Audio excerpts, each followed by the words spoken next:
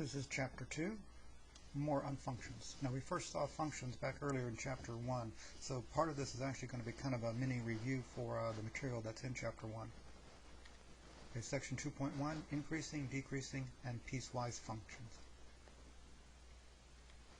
Increasing, decreasing, and constant functions. Okay, we're going to give you the formal definitions of these concepts, but all I want you to be able to do in this course is to be able to recognize an increasing, decreasing, or constant function if you saw one. So, increasing functions first. Definition. Let f be a function defined on an open interval I. Okay, that's an I. And it's always an open interval, never a closed interval. Even if you have solid dots, it's still always going to be on an open interval. Let x1 and let x2 be two distinct points in I with x1 less than x2. We say that f is increasing on I if and only if f of x1 is less than f of x2. The idea of increasing is supposed to be that as you read the function, read the graph going from left to right, which is how we read. So if you look at the graph going from left to right, the graph is supposed to be going uphill. That's what increasing means. As you go from left to right, the graph is going uphill. Now the functional values, they're going to be read on the y-axis. So that means that f of x1 is going to be lower than f of x2 on the y-axis. So let's take a look at a picture of that. Okay, here's my function, y equals f of x. Here's x1, which is less than x2. If I figure out f of x1, it's here. F of x2 is here, and notice f of x1 really is less than f of x2, and the function is going uphill as we read from left to right. That's all increasing means. You're going uphill from left to right. You just need to be able to recognize that. In a future math class, you might actually be required to use the definition of increasing for something, but for us, all I want you to be able to do is recognize the picture. Decreasing functions. Again, let f be a function defined on an open interval I. It's always open. Let x1 and let x2 be two distinct points in I with x1 less than x2. We say that f is decreasing on I if and only if f of x1 is greater than f of x2. Decreasing is supposed to be that as you read from left to right, the graph is going downhill. Okay, that's what decreasing is. As you read from left to right, you're going downhill. Now again, maybe in a future math class, like in calculus, you might actually have to use this formal definition. But for us, I just want you to be able to recognize the picture. So here's a picture. Here's my graph, y equals f of x. It is going downhill from left to right. Here's x1. It is less than x2. There's f of x1. There's f of x2. And f of x1 is indeed greater than f of x2. And the function does go downhill. It is decreasing.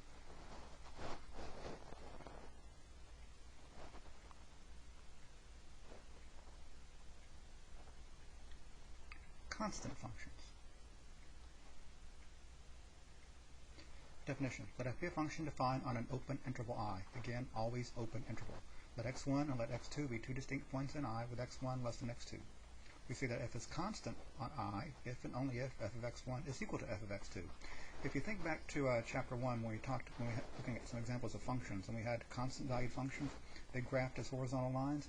So on an interval, that means our graph is going to be a horizontal line segment.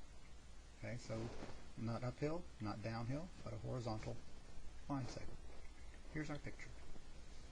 There's my x1, which is less than x2. If I go up and hit the graph, f of x1, f of x2 are the same, and notice it is a horizontal line.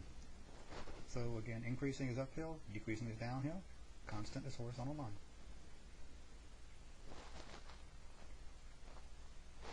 Okay, some notes on all of this. So notes on increasing, decreasing, and constant. Number 1, increasing, decreasing, and constant are always given in terms of an open interval in relation to the x-axis. So you try to figure out where on the x-axis is the graph going uphill, downhill, or a horizontal line. And it's always an open interval.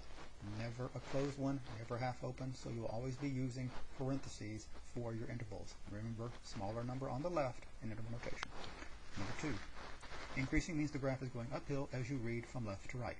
Okay, and that is normally how we read, from left to right. So increasing, you go uphill. Number 3, decreasing means the graph is going downhill as you read from left to right. And again, that is how we read, from left to right. So downhill is decreasing. Number 4, constant means the graph is a horizontal line segment on the interval. Again, all I want you to be able to do is recognize the pictures when you see them.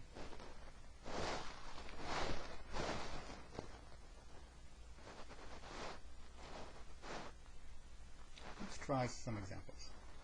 So below, and again it's going to be the next slide, is the graph of y with f of x. In part A, you're going to give intervals where f is increasing. Part B, give intervals where f is decreasing. And part C, give intervals where f is constant. So part A is increasing, part B is decreasing, part C is constant.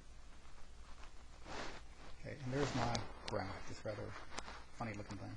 Okay, since there's no dots here at the end, it does go on forever. So it starts down here kind of forever and goes up and hits the point -8, 1. Then it goes across to the point -2, 1. Then it goes up to the point 1, 4, comes down to the point 5, -1, goes across to 8, -1, and from x equal 8 on out, it's just kind of going down like that. There's my function. And remember, part A was increasing. So where does it start going hill? Notice it starts going uphill right away.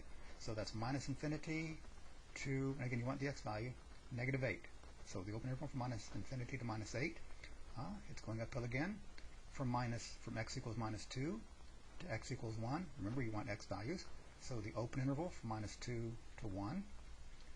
And that looks like the last place it was going uphill. So minus infinity to -8 and -2 to 1. Okay, again, you're just listing the intervals, so just put a comma. It's not a union. Okay, for decreasing, where is it going downhill? Okay, it starts going downhill at x equal 1. Remember, you want the x value.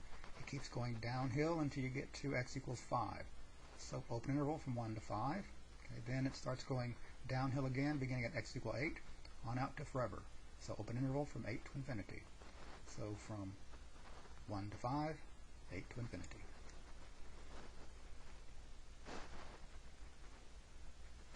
Okay, and then part C was, where is it constant? Okay, where is it a horizontal line segment? From x equal -8 to x equal -2. So open interval from -8 to -2. Then another place is from x equals 5 to x equals 8. So open interval from -8 to -2, and then open interval from 5 to 8. Remember, always go to the x-axis, and you want open intervals.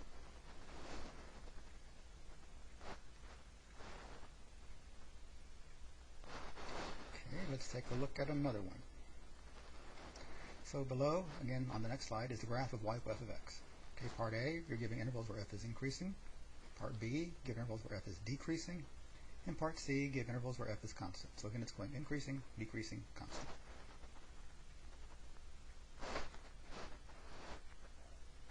So here's my graph. It's a parabola. Okay, this point right here is -3, -1. Okay, and it appears to be having x-intercepts at x equals -4 and x equals -2, and a y-intercept up here at y equals 8.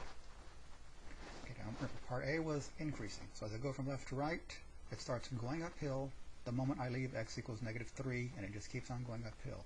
So it's increasing on the open interval from -3 to infinity. Remember, you always want the x values. Okay, decreasing, as we go from left to right, it starts decreasing right away, so minus infinity to x equals -3. So decreasing on the open interval, minus infinity to -3. Remember, it was by definition that it's open intervals. Okay, now where is it constant? Where is it a horizontal line segment? It's not a horizontal line segment anywhere. So don't say no solution. So it's constant, no, it's not constant on any interval, or you could say nowhere. Okay, so again, don't say no solution, just say not constant on any interval, or say nowhere.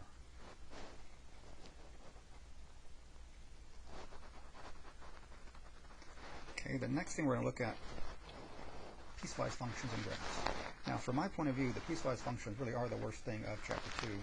Sometimes people don't agree with me on that, but that is what I think. So, piecewise functions and graphs. Now, keep in mind, these are functions.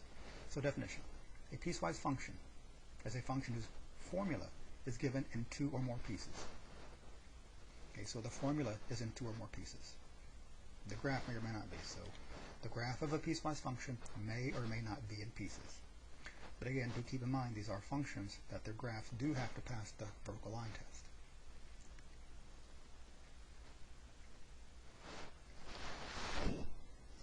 Evaluating piecewise functions. Now, when evaluating a piecewise function, you must decide which formula in the function to use, because remember, there's more than one formula. So you have to pick one of the formulas. Don't pick all of them. So remember, a function gives back only one value for each value you give it. So if you give your x value to more than one piece, you're going to get back more than one value. A function gives back only one value. So some examples. There's my f of x. It's 2x minus 1 if x is less than or equal to negative 4. It's x squared minus 3 if minus 4 is less than x, which is less than or equal to 2. And it's 1 minus 5x if x is greater than 2. So I have three formulas. I want to find the following. F of negative 5, part B is f of negative 4, C is f of 0, and D is f of 3. Remember, these numbers in the parentheses, when you're doing your function evaluations, those are x values. You have to figure out which one of these conditions about x is satisfied by that x value, and that will tell you which formula you're supposed to use. So let's start with the first one, part A, f of negative 5. Okay, negative 5 is less than or equal to negative 4, right? Negative 5 is less than or equal to negative 4. That means I use this formula, the 2x minus 1. So f of negative 5 will be 2 times negative 5 minus 1, which is equal to negative 11 minus, negative 10 minus 1, which is equal to negative 11. So negative 11 is your final answer. So again, it comes down to figuring out which condition is satisfied by your x value.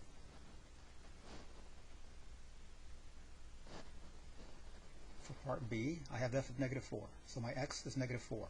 Okay, negative 4 is less than or equal to negative 4. It satisfies the equal part. So I'm still using the 2x minus 1 formula. So f of negative 4 will be 2 times negative 4 minus 1, which is negative 8 minus 1, which is negative 9. So f of negative 4 is negative 9.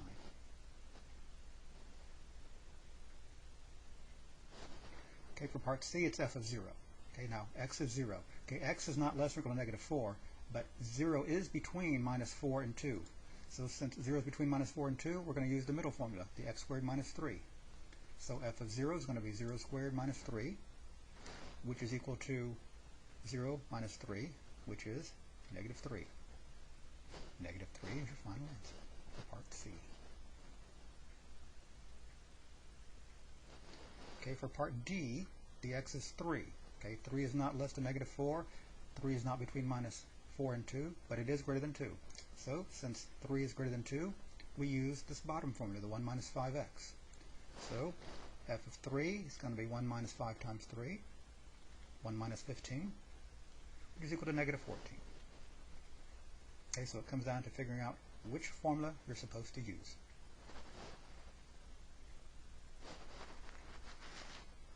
Let's take a look at another one. I'm going to change how I state the condition. So number 2, f of x is 2x plus 1 if x is a natural number. It's negative 5x if x is not a natural number. We're going to find the following. In part A, f of negative 4.3, part B, f of negative 2, part C is f of 0, and part D is f of 4. Remember, the natural numbers are 1, 2, 3, 4, 5, and so on. So if we start working on the problem, okay, for the first one, part A, f of negative 4.3. Okay, negative 4.3 is not a natural number. Remember, natural numbers are 1, 2, 3, 4, 5. So I'm using negative 5x to evaluate f of negative 4.3. So f of negative 4.3 is negative 5 times negative 4.3, which is going to give us 21.5. Okay, so 21.5 is the final answer for part A. Okay, for part B, my x is negative 2. Okay, negative 2 is also not a natural number. So I still use negative 5x to evaluate it. So f of negative 2 will be negative 5 times negative 2, which is equal to 10. So 10 is the final answer for part B. For part C, I have f of 0. Okay, x equals 0 is not a natural number. Remember, the natural numbers are 1, 2, 3, 4, 5, and so on. So I'm still using negative 5x. So f of 0 is negative 5 times 0, which is equal to 0.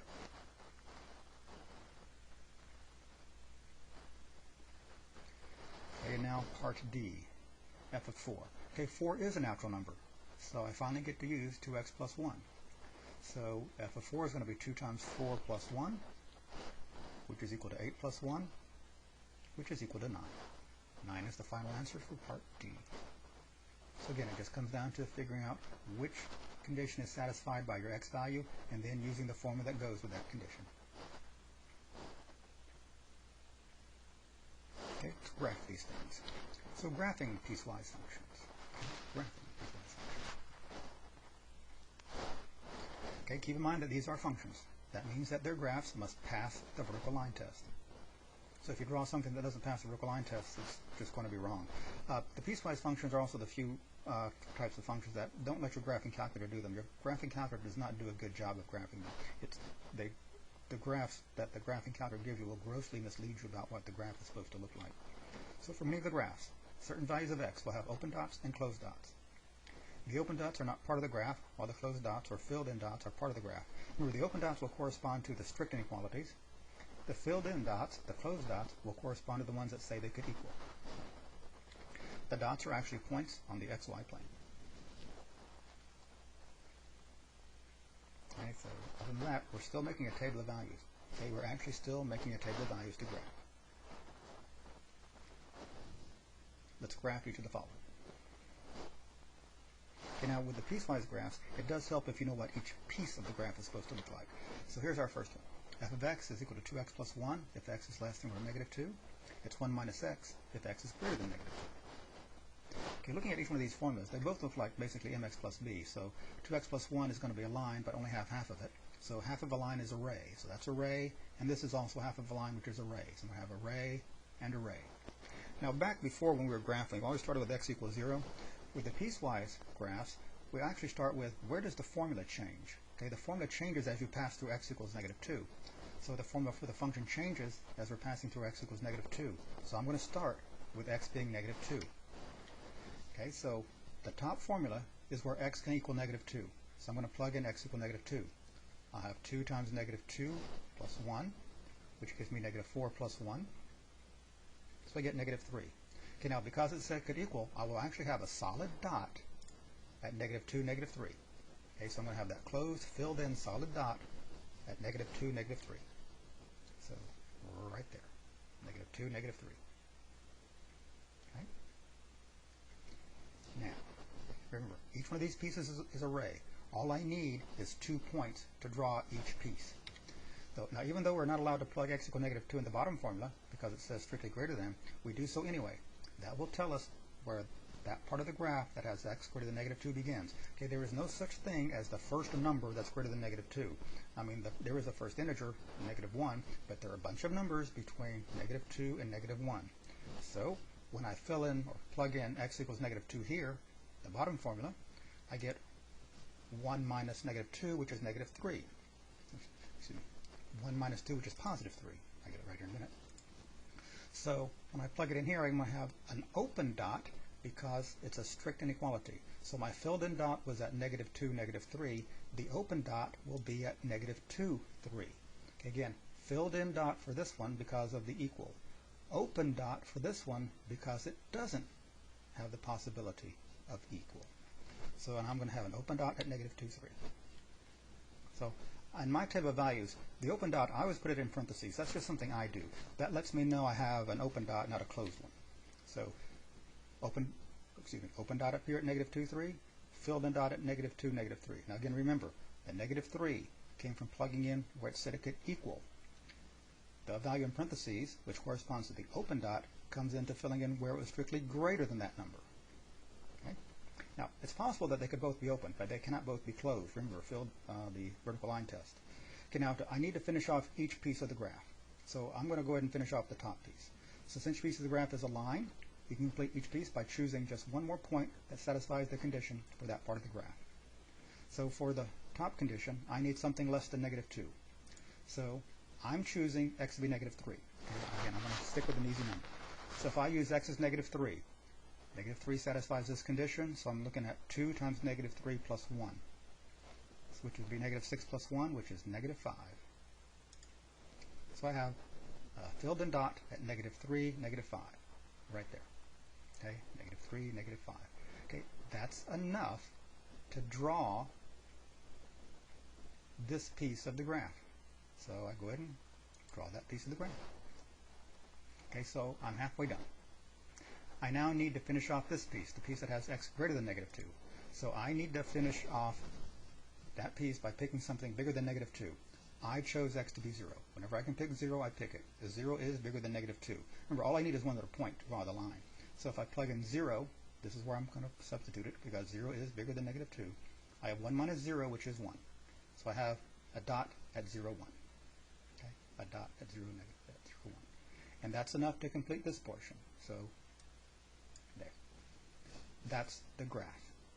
Again, remember, x equals negative 2 is where the formula changes. That's why I started there. Where it can actually equal, you have the solid dot. Where it can't equal is the open dot. And then to finish off each piece, one more x value for each piece. Remember, line, line.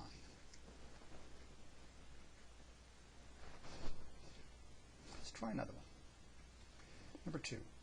I have f of x equal 3 minus x if x is less than or equal to negative 2. It's x squared minus 4 if negative 2 is less than x is less than 3. And it's x plus 2 if x is greater than or equal to 3. Again, looking at each piece, array, a parabola, array. So I'm looking at ray, parabola, ray. Now to graph this, I'm first going to work with the top two formulas. So I'm going to imagine that this x plus 2 part isn't even there. So if I just look at these top two formulas, the 3 minus x and the x squared minus 4, notice they break apart as you pass through x equal negative 2. So I'm going to start with x equal negative 2. For x equal negative 2, it's this where it can equal. So I have 3 minus negative 2, I get 5. There's my solid dot at negative 2, 5. Solid dot for negative 2, 5. Now, the middle formula, it doesn't allow me to equal the negative 2, but I plug it in anyway, and that'll be my open dot. So if I plug negative 2 here, I'll have negative 2 squared, which is 4. I'll have 4 minus 4. So I'm going to have negative 2, 0 for my open dot, right there. So again, the 5 came from substituting negative 2 into the top formula, and it's a filled-in dot because it can equal. The 0 came from substituting negative 2 into the middle formula, and it's an open dot because it can't equal. Okay, I now want to finish off the top third of the graph. So remember, it's half a line or array. So choose something less than negative 2. I'm picking negative 3. So negative 3 will be substituted for this formula. So 3 minus negative 3 is 6. So I have negative 3, 6. Okay, this negative 2, 5 should actually go with this dot. This dot is negative 3, 6, right? Negative 3, 6. Okay, now remember, this top piece is array. I now have enough to draw that part. Okay, so I'm finished with the top third of the graph. I'm finished with 3 minus x.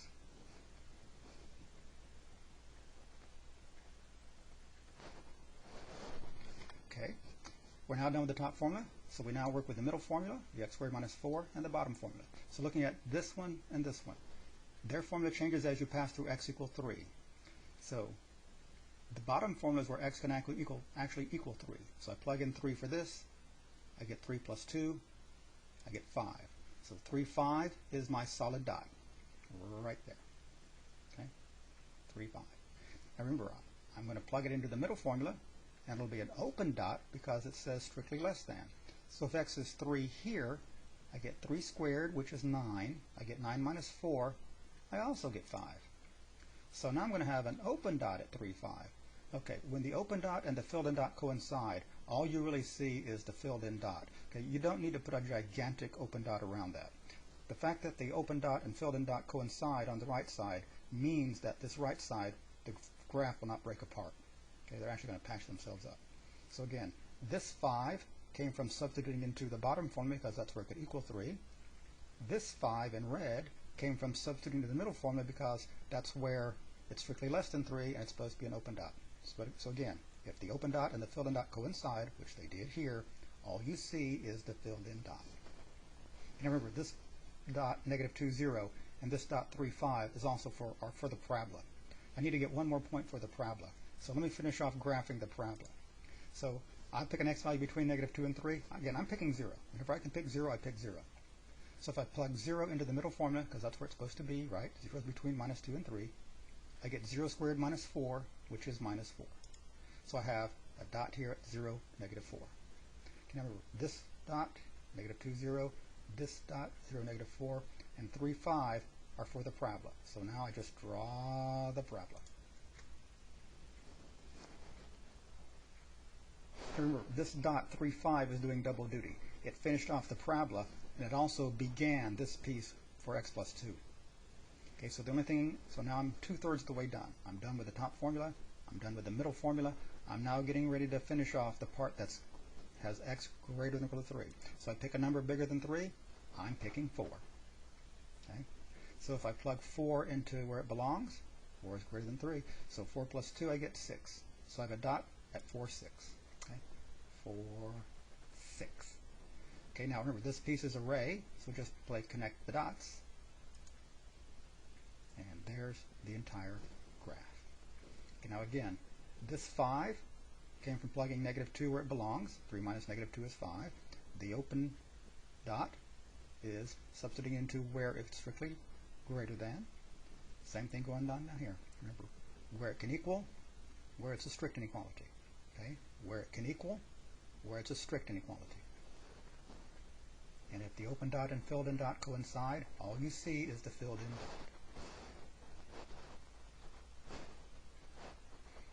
Again, please don't rely on your graphing calculator to graph the piecewise functions. The graphing calculators aren't very good at graphing the piecewise function. It actually has to do with the resolution of the screen on the calculators. It's that they actually know how to do it, and they give you a table of values.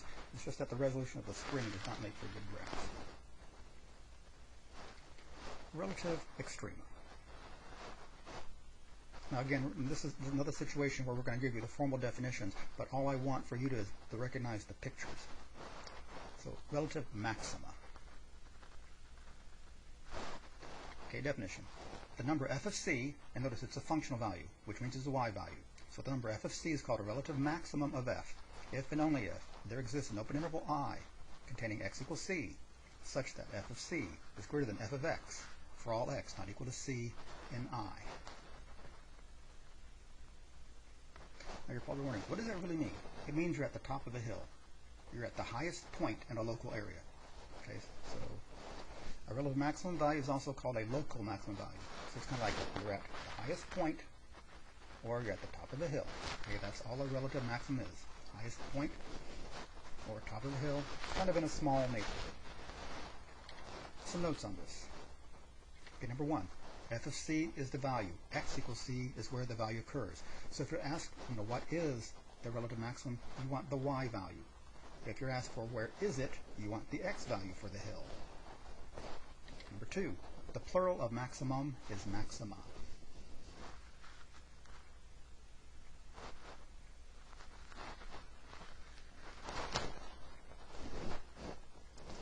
Okay. Relative minima. Okay, relative minima.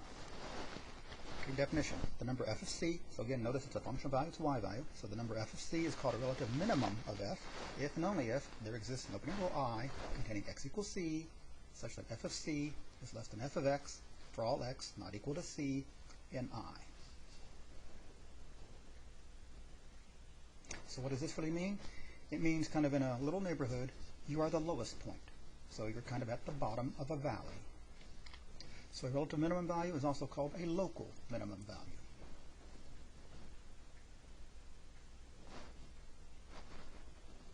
Okay, some notes for this. Number 1, f of c is the value. X equals c is where the value occurs. Now again, be very careful. Are you asked for the value or are you asked for where it occurs? Most of the time for us in this chapter, we'll be asked for the value. When we get more mathematical stuff in chapter 3, you're going to have to start making the distinction. Sometimes you're asked for both. Number 2, the plural of minimum is minima.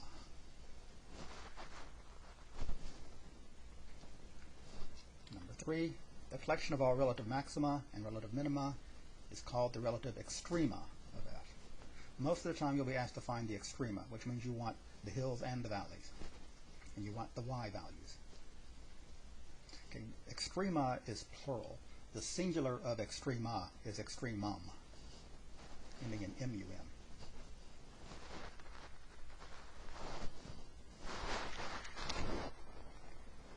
Okay, picture. Okay, I have this funny looking S. Okay, that's kind of on its side. I have a relative maximum value, and the value appears to be y is 1. Remember, you want the y value. I do have this valley. I have this, relatively speaking, lowest point. The y value appears to be almost negative 6, so it's about negative 6. So I have a relative maximum of 1, a relative min of negative 6.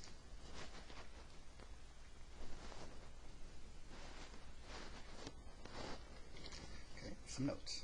Okay, number 1, relative maxima correspond to hills. Okay, they're the highest points. They're hills. Now do be aware, as you're driving around sometimes in the mountains, there are some tops of hills that are lower than some of the valleys. So it is possible for a relative maxima to be lower than a relative minima, okay? Because it's kind of locally speaking, not globally. Number 2, relative minima correspond to valleys. So you're looking for hills and valleys.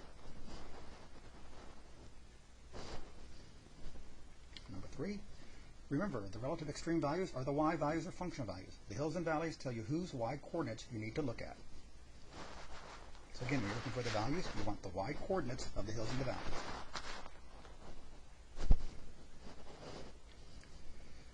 Number 4, relative extrema must be numbers. That means infinity and minus infinity are not allowed as relative extrema. You may not have any relative extrema. The classic example of that is any non-vertical or non-horizontal line. They have no hills or valleys.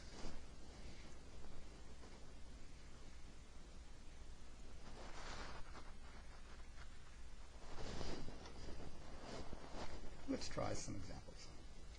So below, and again it's going to be the next slide, is the graph of y with f of x. In part A, find all relative maxima. Part B, find all relative minima. So A is the max, B is the min. Remember, you want the y values of the hills and valleys. So here's my graph. It's a parabola.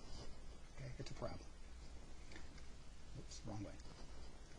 Okay, this point down here is negative 7, negative 2. Okay, for the relative maxima, you're looking for hills. I don't see any. So there are no relative maxima. There just aren't any. There don't have to be. Okay, now I do see a valley right here. Okay, remember, you want the y value. The y value is negative 2.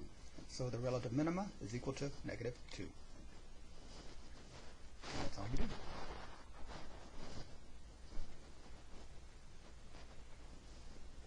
Okay, let's try one more. So on the next slide, I'm going to have the graph of y with f of x. Part A, you're going to find relative max. Part B, you're going to find all relative minimum. Okay, so here's my function. Okay, it starts off, from forever, works its way up to this point, negative 6, 2, goes down to negative 2, negative 7, goes up to 1, 3, comes down to 3, negative 2, goes up to 6, 7, and then it keeps going down, and it just a little bit to the left of x equals 8. Okay. So it's kind of a sawtooth looking thing. Okay, now hopefully you do in fact see some hills and valleys. Okay, remember, you want the y values. Okay, part A was the max. Okay, looking at the tops of the hills, I got 2, 3, 7. So my relative maxima are 2, 3, and 7. And kind of like just like with the sets, don't list one more than once. Okay. So for the minima, I'm looking for the valleys, the y values. Negative 7, negative 2. So my relative minima are negative 7 and negative 2. Again, you're looking for y coordinates of hills and valleys.